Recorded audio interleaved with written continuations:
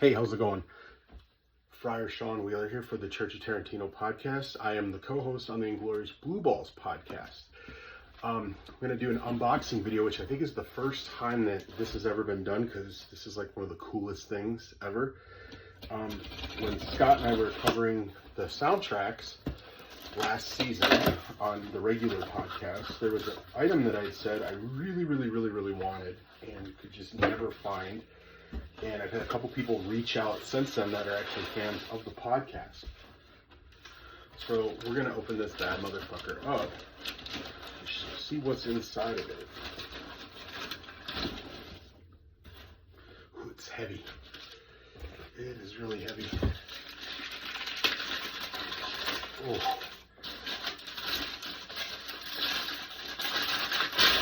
Oh, that's so cool. What we have is the Third Man Records Hateful Eight soundtrack in an old ammo case that has been laser etched.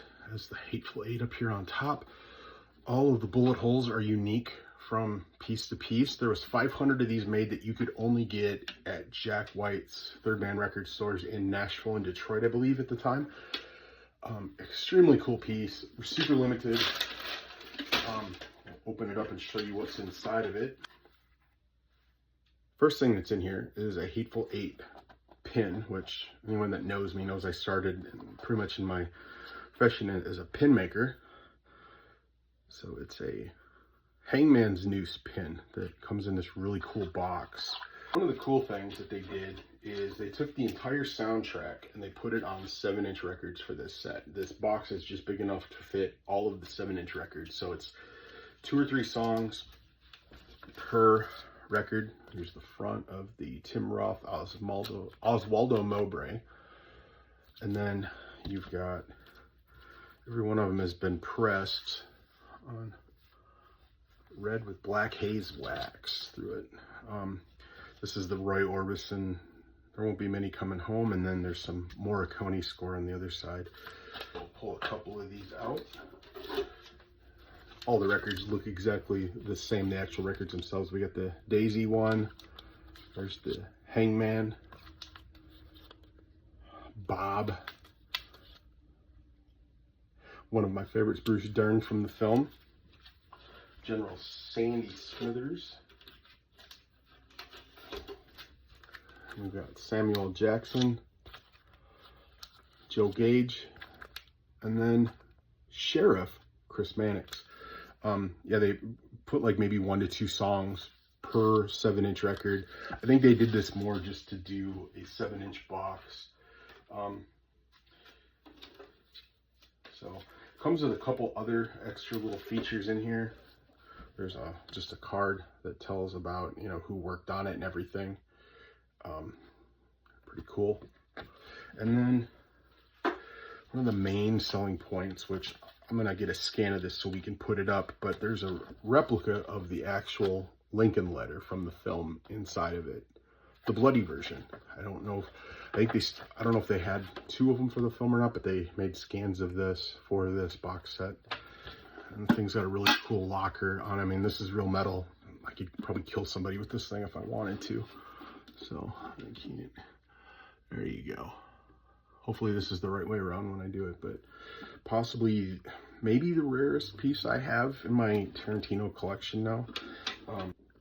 So originally when you bought this box set, you also got the Third Man Records pressing of the Hateful Eight as well, which was the US release. This is the 2 LP set. It tri-folds out.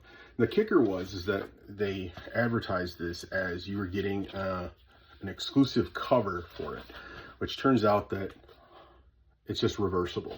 So the inside of this is the one that came with that. And a lot of people just sold this record off because it was redundant to come with you get the whole thing in the box set anyway. But yeah.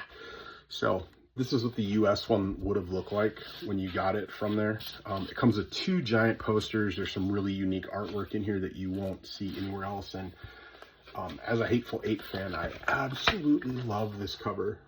It's one of my favorite scenes in the movie. And then for the rest of the world, they got this lovely from Decca Records, the rest of the world got this, which is just that theatrical artwork on the front. You've got it here in the center, and then it's just kind of not really blah, but I mean, it fits the front, but the Third Band Records one is the way to go. The pressing sounds better than the Decca one.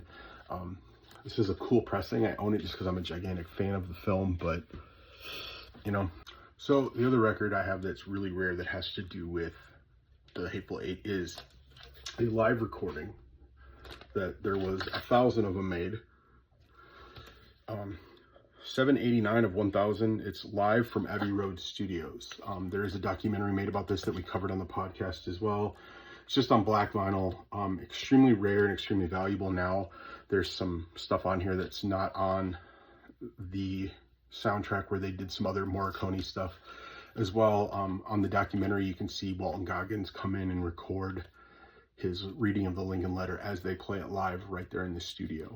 Extremely cool release and hard to find. I've only ever seen this one time. So there you go. Thanks for watching.